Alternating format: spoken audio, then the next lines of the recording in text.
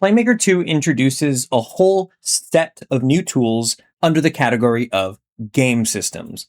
PlayMaker game systems are components and actions that together help you quickly create common game mechanics and features so you're not reinventing the wheel all the time. An easy example of that is the interactable component now. You can see that here in this scene, I'm walking around this little terminal, and as I get close to it, it says press E to use, and if I press E, focuses my camera on it, says hello, and then it takes me back out of it. And if you see the FSM running down there, when I interact with it, it says I'm using the terminal, and it's updating the UI whenever I get close enough to see that I can press E to use.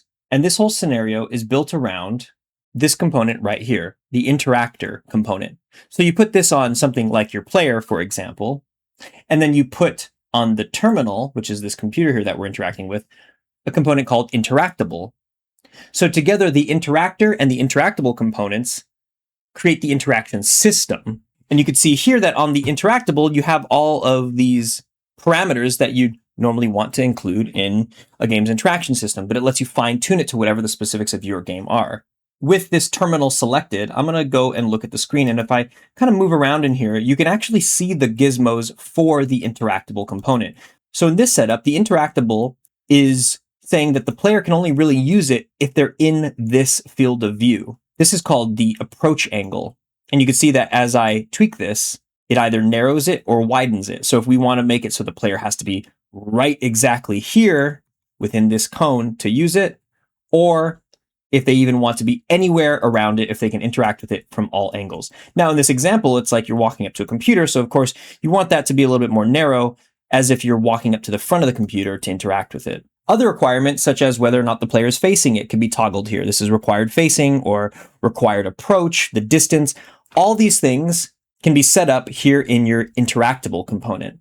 And then on the player, they merely receive all that data, and you can get access to what you're actually interacting with via actions specifically made for interactables. So you can see here when I actually select this computer terminal, on it, it has a simple state machine because all it really does is it says hello on the screen when you interact with it.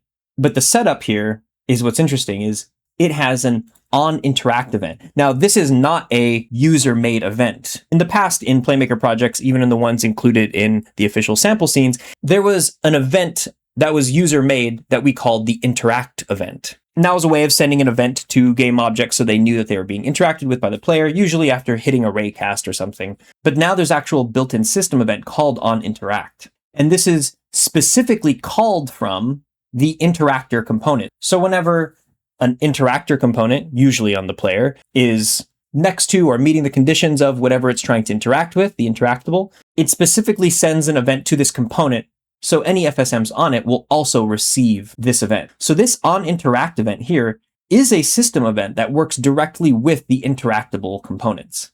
So setting up an interaction system in your game, whether that's opening doors, pressing buttons to cue different scenes or events, no longer require you to build an interaction system from scratch, because now it just comes out of the box in PlayMaker 2.